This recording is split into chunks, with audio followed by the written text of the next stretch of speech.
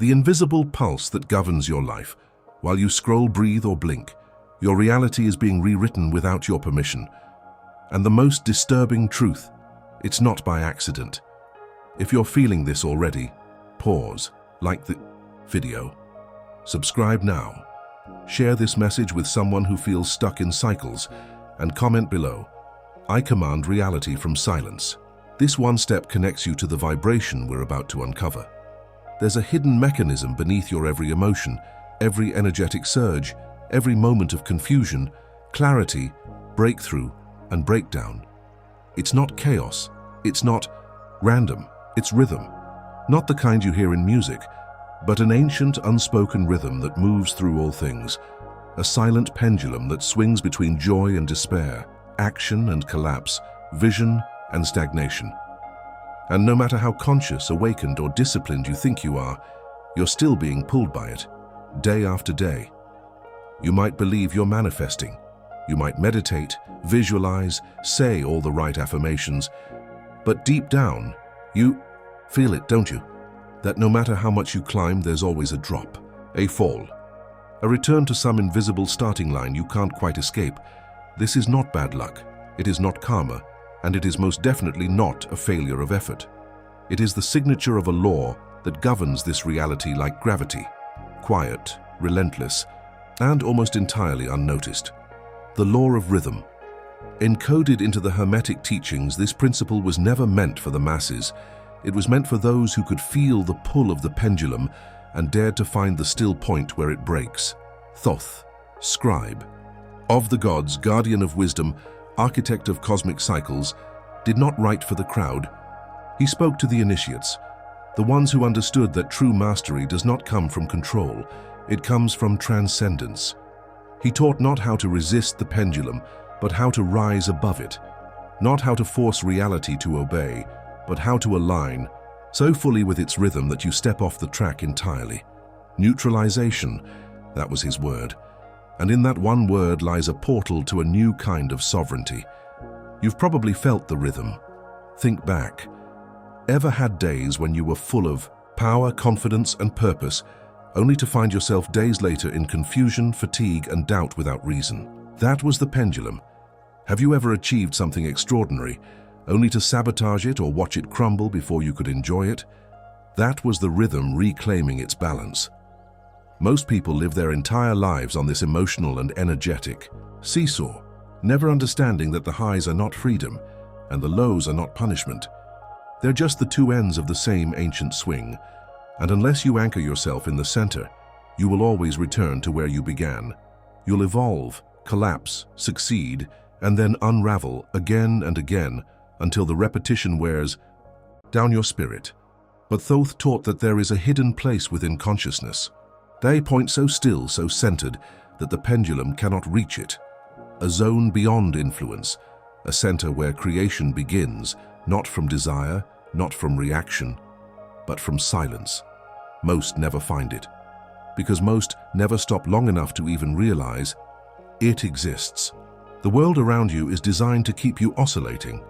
Media, habits, thought loops, even spiritual practices can be disguised traps, keeping your vibration reactive, emotional, unstable. And while you react, reality reshapes, not by your will but by your frequency. This is the secret. Your life doesn't respond to what you want. It responds to what you vibrate consistently. So when your frequency swings, so does your life. And unless you can stop reacting and start anchoring, nothing will change for long. You don't need another affirmation. You need a new axis. Thoth didn't hand his secrets to the world. He encrypted them through symbols, geometry, mythology, because he knew knowledge without inner readiness becomes manipulation.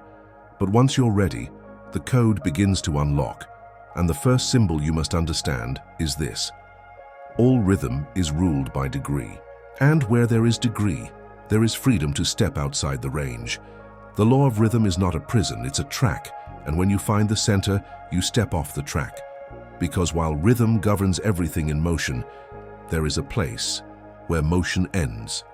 Not in death, not in suppression, but in pure sovereign observation. This is the beginning of neutralization, It is not detachment. It is not numbness. It is a vibrational stance, a conscious decision to operate from the still axis within, rather than the volatile pendulum without. And when you reach that axis, something miraculous begins to occur. The world doesn't stop swinging. You simply stop being swung. From that stillness, your power returns not as intensity, but as command. The pendulum doesn't just move you, it times you. And most people live in rhythms they didn't choose. Wake, scroll, react, work, distract, sleep. All timed perfectly, not by the soul, but by systems built to harvest your energy, not return. It and the scariest part.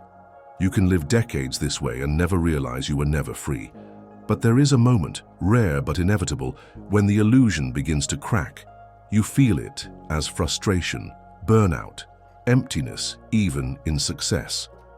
A haunting whisper that says, "This can't be all there is." That whisper is your first step toward the axis, the still point, the center of all rhythm. But to reach it, you must stop seeking power through intensity. Intensity is a trap. High energy doesn't mean mastery. Think of it. A storm is intense. A volcano is intense. But both are slaves to rhythm, not masters of it. Real power is not found in peaks. It is found in the flat line of conscious control. Most people don't understand this because they confuse neutrality with weakness. But the ancients knew better.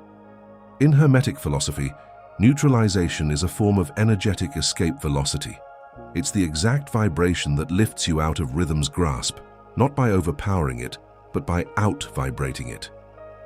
Imagine two people. One rises with motivation, falls with doubt, fights the crash with caffeine, affirmation, or willpower. The other rises just as high, but never crashes. Why? Because the second person learned to redirect the swing, not react to it.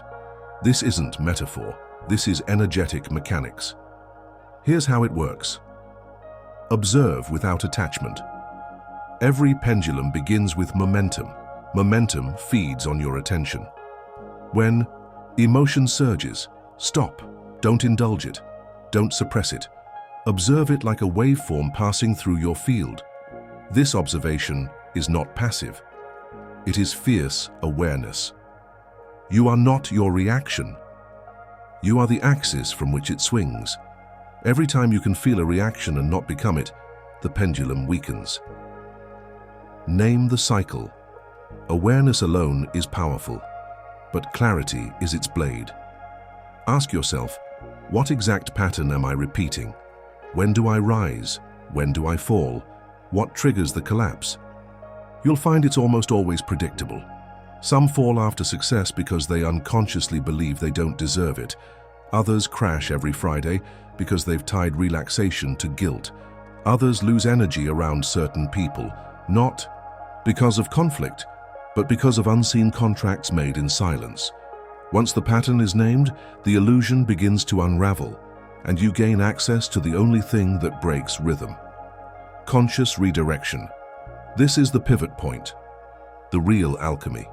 You feel the energy pulling downward, sideways, emotionally, but instead of going with it, you redirect it.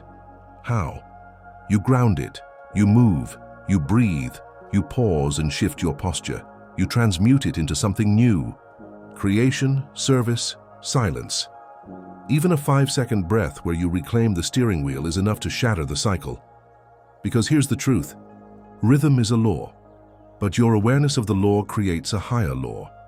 Thoth called it the principle of polarity, where you use the law against itself, where one vibration can be neutralized not by resisting it, but by applying its opposite with precision. Joy doesn't come from chasing highs, it comes from mastery of lows. Confidence doesn't come from speaking louder, it comes from holding silence that cannot be broken. Creation doesn't come from more hustle, it comes from alignment with the unseen rhythm beneath all form. You were never meant to be thrown by life's seasons. You were meant to step into the eye of the storm and call stillness to you like a command. And here's the final. Peace. The more you neutralize, the less reality resists you. Because rhythm only governs those within the wave. Once you rise above it, you're no longer being timed. You are the one keeping time. And that is the real secret of manifestation. Not to create from will, but to create from calm. Not from needing more, but from vibrating stillness so powerfully that the universe has no choice but to reflect it back to you in form. This is where you begin building reality from a new place. Not from lack, not from chase, but from command. Let's go deeper now. Not into theory, into power. You understand the pendulum, you've seen it in your life, you know its swing, the high that costs you peace, the low that robs your fire. You've caught glimpses of stillness, those rare, crystalline moments where nothing can touch you. But here's the question. Can you hold it? Can you build a life around that center? Because make no mistake, the world will try to pull you back in, not out of malice, out of momentum. People who live by the pendulum can't understand those who've escaped it. Your calm threatens their chaos. Your peace exposes their addiction to emotional noise. And so they'll test you subtly, unconsciously. They'll poke at your silence. They'll call your neutrality detachment. They'll try to bring you back into their rhythm. Because it validates their reality. But you didn't come here to conform to their rhythm. You came here to set your own. The weapon of stillness. Stillness is not passivity. It is not the absence of action. It is the perfect concentration of energy. It is unshakable internal order. When you move from stillness, the world aligns. When you act from reactivity, the world resists. Most people live in reactivity. They wait to feel motivated before they act. They wait to feel confident before they speak. They wait for the external rhythm to favor them. But this is slavery. A higher path begins with this truth. Feelings are not commands. You can feel tired and still move. You can feel doubt and still create. You can feel fear and still lead. When you stop obeying the pendulum signals, something incredible happens. The energy that once moved you begins to obey you. That's when you become dangerous. Not in the aggressive sense, but in the energetic one. You become unpredictable to the matrix. You stop being a product of rhythm and start becoming the source of it. This is why Thoth and the ancient masters spoke of vibrational sovereignty. It's not just about peace, it's about power. Power to command thought, emotion, time, power to respond instead of react, power to choose direction while others are still being swung by the chaos of their own minds. Transmuting the swing. In real time, let's ground this. Let's talk about how you neutralize the swing while it's happening. Not later, now. Row. Catch the build-up. Every emotional swing has a build-up, a signal, a scent, a tremor. It starts in the body before it becomes thought. Maybe it's a tightening in the chest, a heat behind the eyes, a speed in your breath. Your job? Notice it early. Don't wait until the emotion hits full volume. Catch it at level 2, not 10. This is your moment of leverage. Interrupt the pattern. This is crucial. Do something unexpected to your system. Drop your shoulders. Stand up slowly. Speak a single word of power, something only you understand. Or breathe with such forceful presence that the rhythm itself shatters. These acts may seem small, but they carry immense energy. Why? Because they prove one thing to your subconscious. I am not being moved, I am choosing. And with that choice, the pendulum begins to lose its grip. Anchor a new rhythm. Once the old wave has been interrupted, there's a vacuum, a space. Fill it, deliberately. Do not go back to the default. Inject a new rhythm, a mantra of clarity, a slow, intentional movement, a powerful visualization of the axis within you, or even just silence, not numbing silence, but aware stillness. This is the beginning of energetic leadership, where your vibration is no longer a reaction, but a beacon. People will start to feel it. They won't know why they trust you, why they feel calmer around you, why things seem to work more smoothly when you're present. But it's not chance, you've simply stepped into a higher vibrational law. And that law bends reality, not the other way around. Most people think creation begins with effort, but the ancients knew creation begins with alignment. To align, you must first stand still, not frozen, focused. Stillness is the tuning fork. Your thoughts, the strings, the tior World, the chamber that echoes your vibration. And when you tune to stillness, the whole chamber begins to resonate. The chaos, the noise, the illusion, they fall away. What's left is clarity. And clarity is the birthplace of miracles. You've tasted stillness. You've stood at the center of the pendulum and watched the chaos swing around you, but now comes the real power. What do you build from that stillness? What kind of world unfolds when you no longer chase or flee?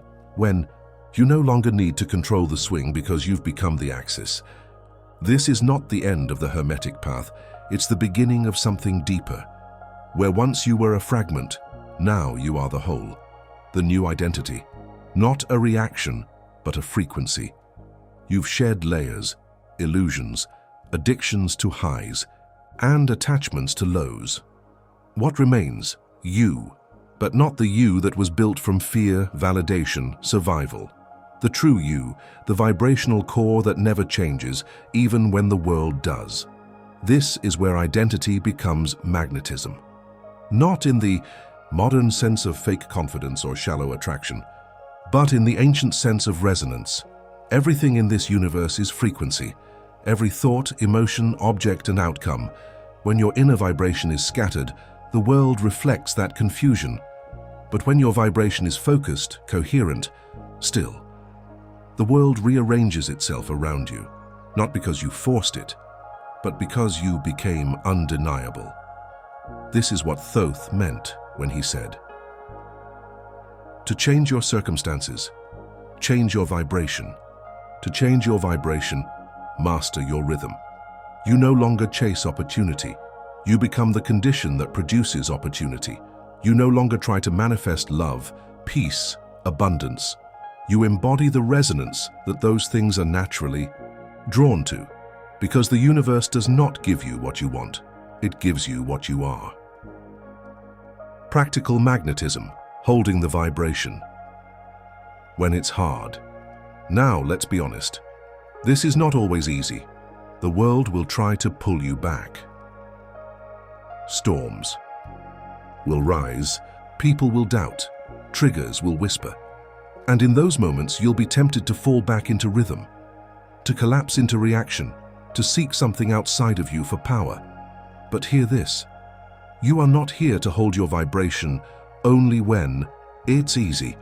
You are here to hold it especially when it's hard, because that is when the alchemy happens, when the old program is screaming in your head, and you stay centered, when fear is knocking on your door, and you choose to breathe instead of panic, when chaos offers you the easy, familiar escape, and you walk the silent path instead. That's when reality starts bending, not from force, but from alignment, from becoming the energy of what you once begged for. This is the secret behind all ancient magic. Not spells, not symbols, not rituals, but vibration. The inner frequency that reorders the field.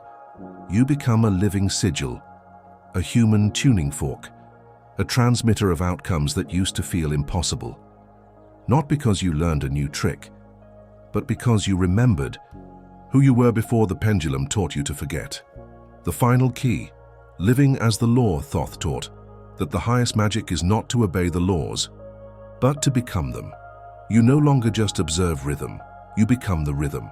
You no longer just resist polarity, you become the neutral force that transcends it. You no longer ride the wave, you become the ocean that moves it. This is what the Hermetic masters meant by as above, so below, as within, so without. Not just philosophy, blueprint. You are not a leaf in the storm. You are the still eye of the hurricane. You are not the echo of your emotions. You are the source of your vibration. You are not here to survive the swing. You are here to command the axis. And in that realization, you become free, truly free. Not just from the world, but from the illusion that you were ever separate from its laws. You are the cause, the center, the calm. And from this calm, you do not need to try to change your life. Your life changes to match you. Final thoughts. If you've listened this far, something ancient inside you is waking up. This isn't just motivation. This is memory. You were born with this knowing, the knowledge that your energy is sacred, that your stillness is a weapon, that your vibration is the brush with which you paint your reality. The world has spent years trying to distract you from that. But you're remembering now, and no pendulum, no chaos, no illusion can take that from you. So walk with stillness, speak with clarity, move with presence. And when the world asks you what your secret is, smile gently and say, I became the axis